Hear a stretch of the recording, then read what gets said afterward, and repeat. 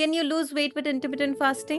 I believe that's why most people do intermittent fasting. But did you know you can biohack your body to lose more weight by making small tweaks to your intermittent fasting? Let's discuss how you can optimize your intermittent fasting results. Now, number one, let's discuss what's the difference between intermittent fasting and something else called time restricted eating. I suggest my clients to do time restricted eating and not intermittent fasting. Intermittent fasting is when you're fasting for prolonged periods of time and deliberately might eat less calories because your eating window is too short. You might miss your breakfast and stick to lunch and dinner. You might miss your dinner, stick to breakfast and lunch, and generally follow a longer fasting window. In time restricted eating, we are not restricting calories necessarily, but we are focused of eating between a certain time window. This could be a 12-hour window, 13-hour window, 14-hour window, but I still make sure my clients are eating all their meals, breakfast, lunch, dinner, depending on their lifestyle. Maybe snacks, maybe just 2 meals, depending on their lifestyle, their eating habits, preferences, time commitment, all of these factors. How do you boost your fat loss with intermittent fasting? I'll break this in 2 parts.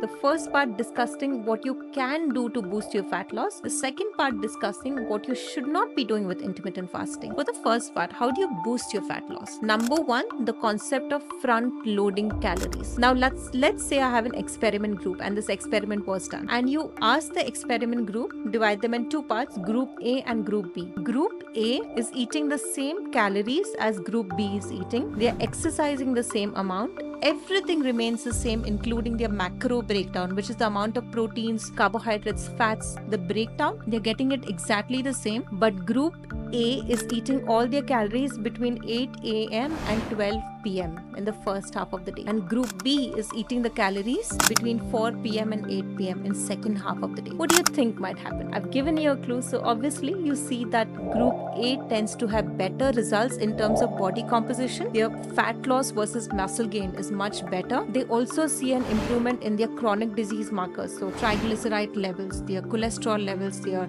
diabetes markers, everything improves for them better than group B. So while both group tend to see results, group A does better, and this concept is called front loading calories. Have most of your calories in the first half of the day versus the second half of the day. What do we do when we are doing intermittent fasting? We skip breakfast and we have a very heavy dinner because we have skipped breakfast, and that's not the ideal way. So the concept of front loading calories, a very easy change to make, not very difficult, is making sure that your breakfast is the heaviest, lunch is slightly lighter, but dinner is the lightest. Do we have any proof? Do we have any scientific evidence that this works? Well, if you take people and you take them in hospital beds and you ask them to lie down and you put a glucose drip on them and you're monitoring the drip rate on the glucose drip, so it's at a steady rate, so they're getting glucose, which is their source of fuel, throughout when they're in the hospital beds from morning to evening, you start seeing that their response to glucose worsens sometime after lunch. So after lunch, the amount of calories they are storing as body fat increases, even though the amount of calories they're getting is the same since morning. So our bodies are chronologically designed in such a way that its efficiency goes down towards the evening. Let's say you've eaten a slice of pizza in the morning versus the same exact slice of pizza in the evening. Your body is 50% more efficient at breaking that down and storing the calories as energy in the morning, but 50% less efficient at storing it in the evening, and more likely to convert the calories from the pizza into body fat. So front loading calories is very, very important. Number 2, the concept of MISS, moderate intensity steady state cardio. This has helped me a lot. I love this. So instead of going for high intensity interval training and high energy training and a lot of power movements and a lot of explosive movements, especially when you're intermittent fasting, switch your training routine to moderate intensity steady state training. So imagine trying to walk uphill versus sprinting uphill.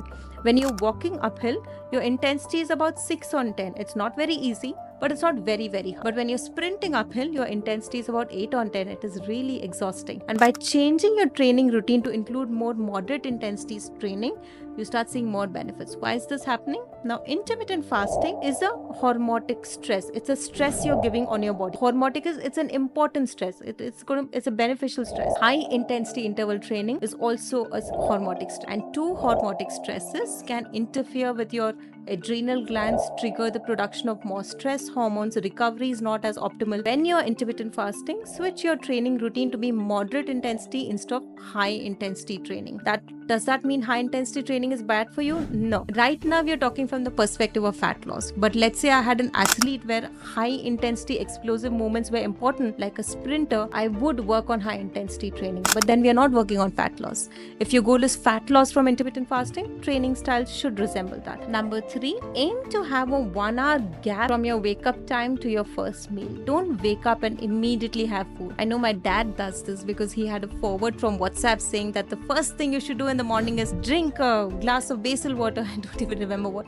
But the moment he wakes up, he runs out to have his badam and basil water and all of that. While very, very healthy, wait for an hour because your body is not very optimal. Your sleep hormones are still on the rise when you just wake up. Your liver is not yet woken up. Your digestive juices are not yet optimally functioning. And it takes about 60 to 90 minutes in the morning for all your system to really wake up.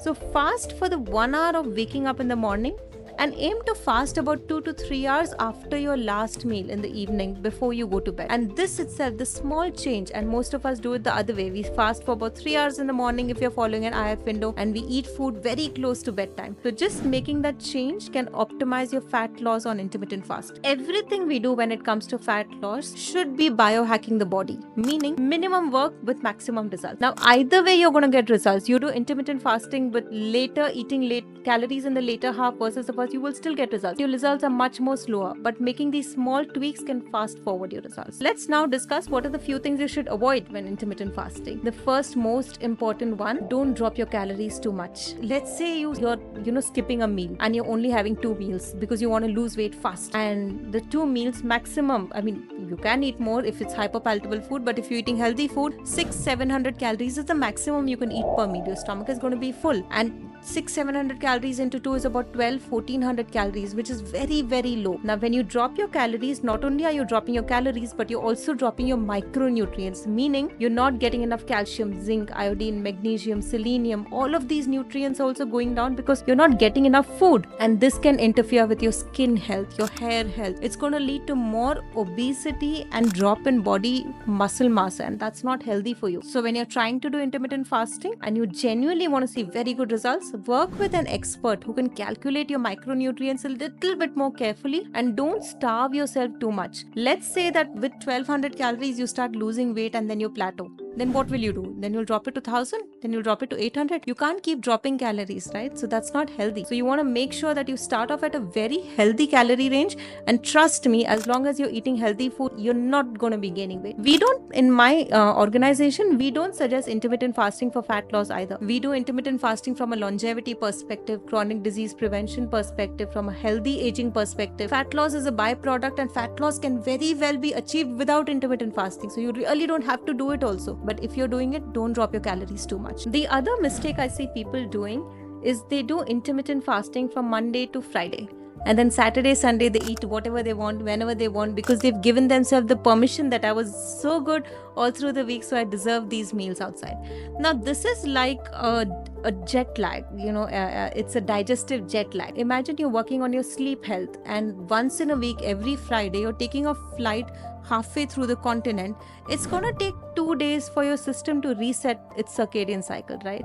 So this is the same thing. It's going to take a few days after the weekend for your digestive health, everything to reset. And by the time it's reset, you're again making the same mistake in a few days. And this way, you're not getting anywhere. So intermittent fasting, let's say you're doing it from the perspective of fat loss, keep your range, the eating window, same consistently for a few weeks together. Don't keep changing your eating windows of the weekend.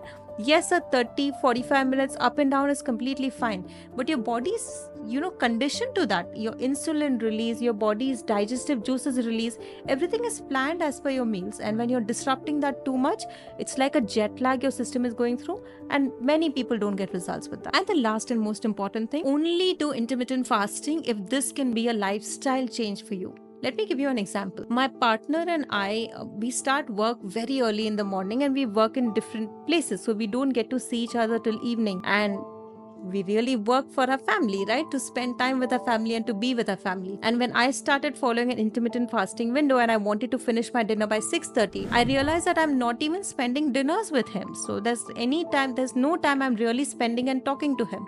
So as per my lifestyle, I had to switch my dinner from 6:30 to 7:30 to make it a sustainable lifelong lifestyle change. Otherwise, I would not be able to. I would do it for a few months, but then get back to my older habits and bad habits. So find out what is your lifestyle. What is the degree of compromise you're ready to make that it can become a forever change and not just a temporary change. And only then will it be sustainable, and only if it is sustainable will you see permanent results. Otherwise, you're only going to see temporary results. And this also, sometimes working with a coach, especially when you're working with my team, we go to a great extent in terms of understanding your financial availability, your relationship with other people at home, your lifestyle, your mental status. All of these can play an effect in terms of if you're willing to make a change, a habit, or only a change till it's very, very temporary till you see results.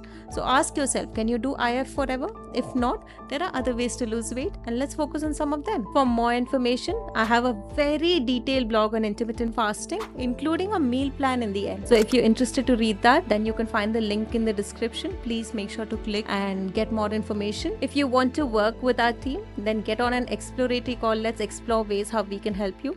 This is Roshni Sanghvi. I'm a registered holistic nutritionist.